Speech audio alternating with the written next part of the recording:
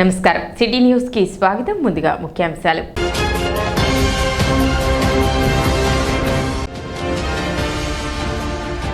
ఈ నెల 8వ తేదీన దివ్యాంగులు మరియు వయోవృద్ధులకు ఉపకరణాలు మరియు పంపిణీ కొరకు గుర్తింపు శిబిరం. కమిషనర్ శేషన వెల్లడి.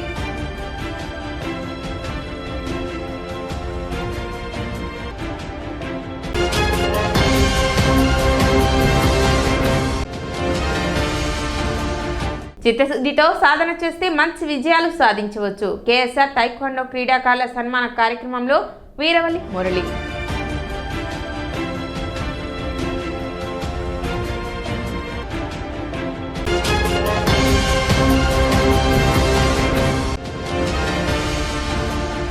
మే నెల చివరిలోగా అన్నదాత సుఖీభవ వివరాలు రైతు సేవా కేంద్రాలలో సరిచూసుకోవాలి.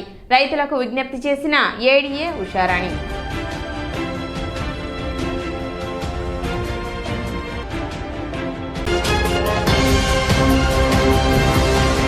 చిత్తశుద్ధితో సాధన చేస్తే మంచి విజయాలను సాధించవచ్చునని అంగల్గుదురు గణేష్ యూత్ కన్వీనర్ వీరవల్లి మురళి అన్నారు. ఏప్రిల్ 25 నుండి మే 1వ తారీఖు వరకు మహారాష్ట్రలో జరిగిన ఫస్ట్ ఫెడరేషన్ కప్ మరియు కిడ్స్ ఛాంపియన్షిప్ పోటీలలో తెనాలి కేఎస్ఆర్ తైక్వాండో అకాడమీ క్రీడాకారులు పథకాలు సాధించారు. First federation cup sub junior, cadet, junior, seniors విభాగంలో వివిధ రాష్ట్రాల నుండి క్రీడాకారులు పాల్గొనగా ఆంధ్రప్రదేశ్ గుంటూరు జిల్లా తైక్వాండో అసోసియేషన్ తరపున కేఎస్ఆర్ తైక్వాండో అకాడమీ నుండి మాస్టర్ కె శ్రీనివాసరావు సీనియర్ విభాగంలో గోల్డ్ మెడల్ సాధించారు. అదేవిధంగా కిడ్స్ ఛాంపియన్షిప్ విభాగంలో షణ్ముఖ అభిరామ్, లంకా రాజు, శ్రీశౌర్య బ్రాంజ్ మెడల్ సాధించారు. ఈ సందర్భంగా మంగళవారం తెనాలి కేఎస్ఆర్ తైక్వాండో కార్యాలయంలో క్రీడాకారులకు అభినందన కార్యక్రమం నిర్వహించారు.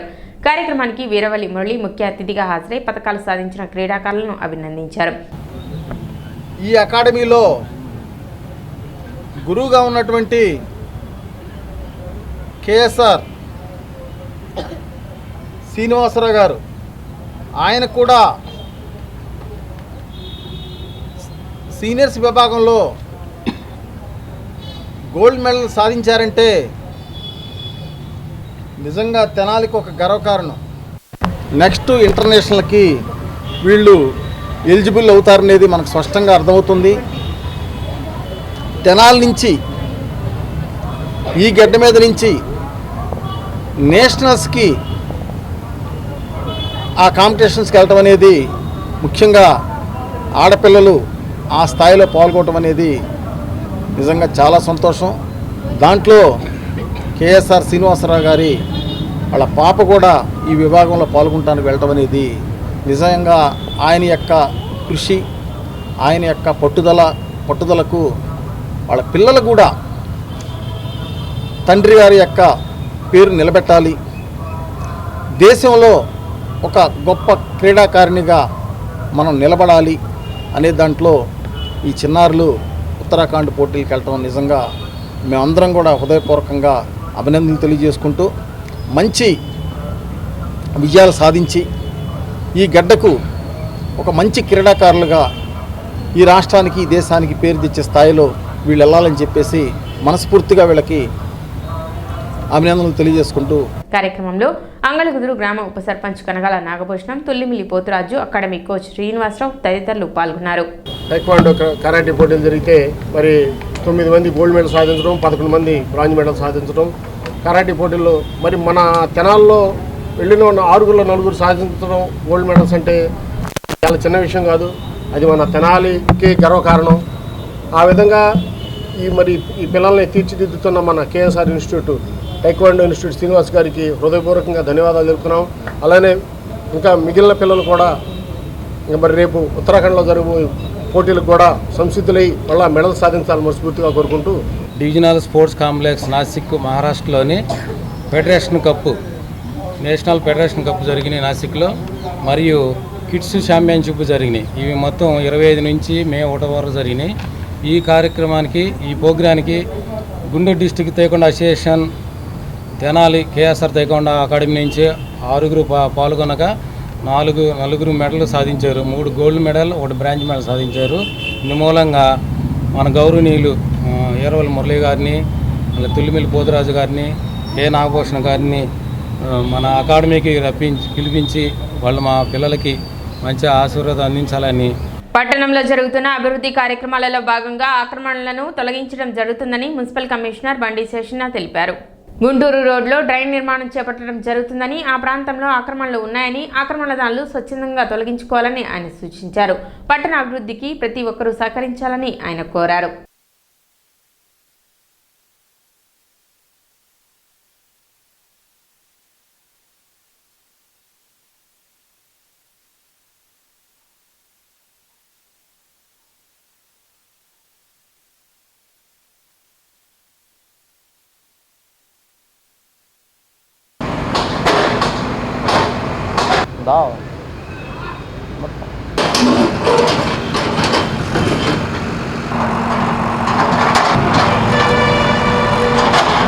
టౌన్లో కొన్ని అభివృద్ధి కార్యక్రమాలు కూడా కొంచెం అవుతున్నాయి.